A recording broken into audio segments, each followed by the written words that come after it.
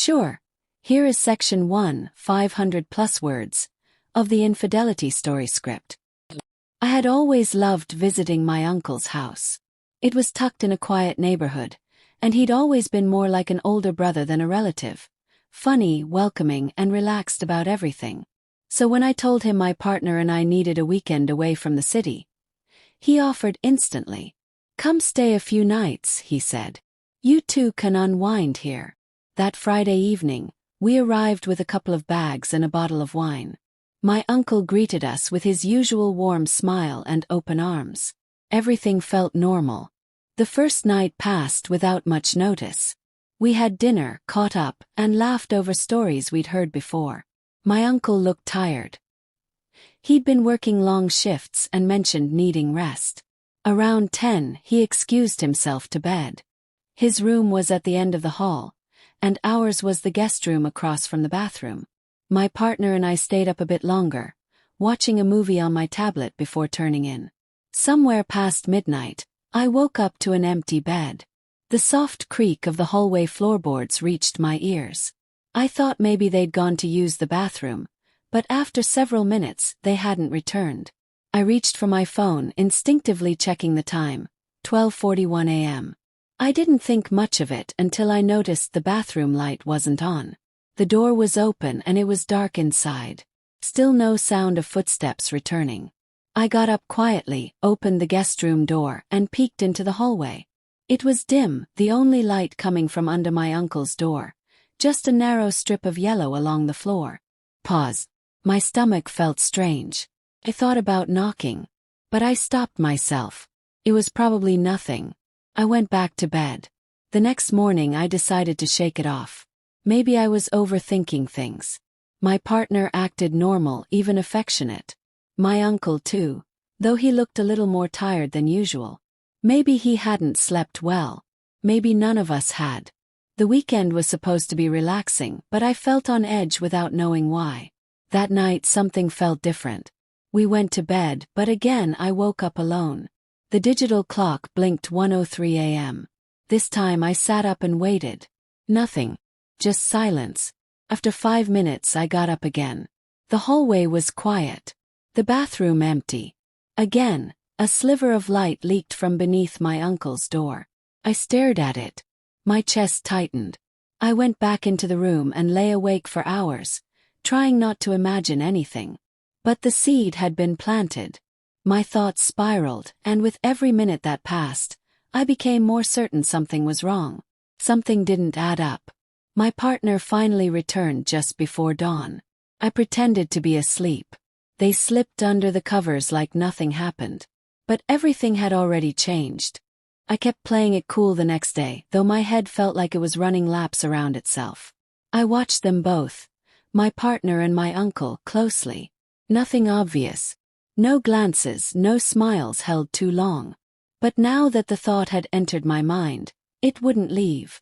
Every little gesture, every delayed answer, every unnecessary excuse, they all felt amplified. When I asked where they went in the middle of the night, my partner laughed it off. Couldn't sleep. Just walked around. No mention of being gone for over an hour.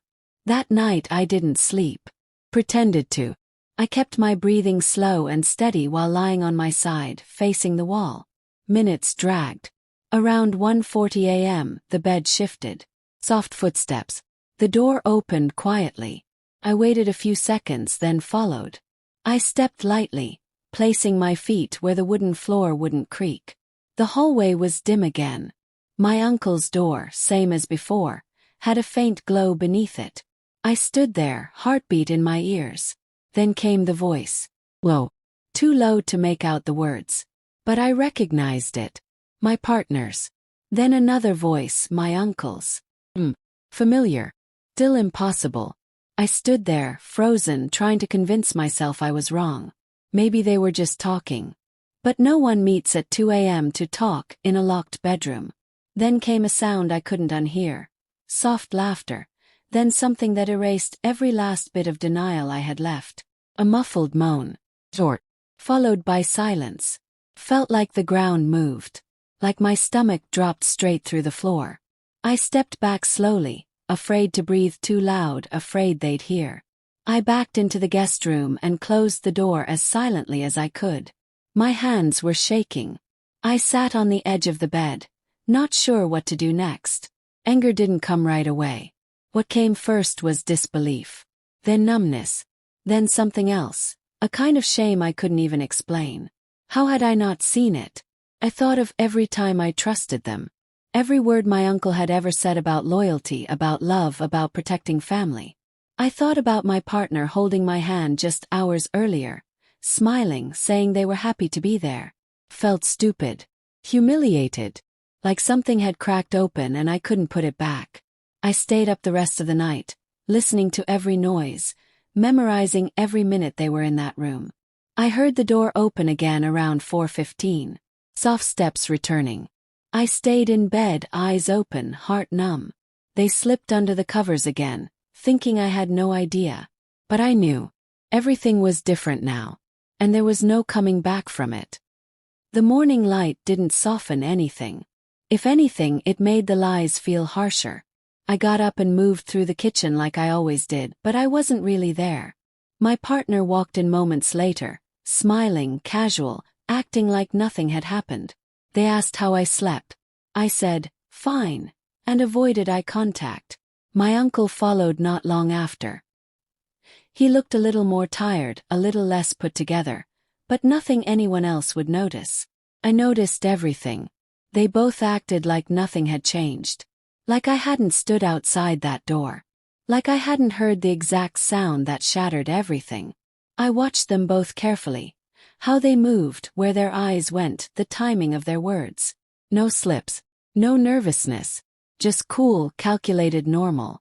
I wasn't sure which was worse, what they did or how good they were at pretending they hadn't. I sat across from them, drinking coffee, listening to them chat about nothing. My partner laughed too easily. My uncle asked if I wanted to go hiking later. I nodded, still silent. I kept waiting for guilt to show up on one of their faces, for someone to fumble, hesitate, anything human. But they played their roles flawlessly. It was disgusting. Inside I was burning. Not just with betrayal, but with the realization that everything I thought I knew was a lie. I started replaying moments. The way my partner had always been overly friendly with him. Jokes.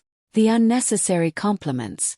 The times they texted late at night and said it was just a meme from your uncle. The pieces weren't just falling into place. They were crashing down all at once. I thought about saying something. Right there at the table. Dropping the truth like a grenade. But I didn't. Not yet. I wanted to be sure. I wanted control. Instead I asked questions, subtle ones. Did you sleep okay? I asked my partner. You weren't in bed when I woke up. They shrugged.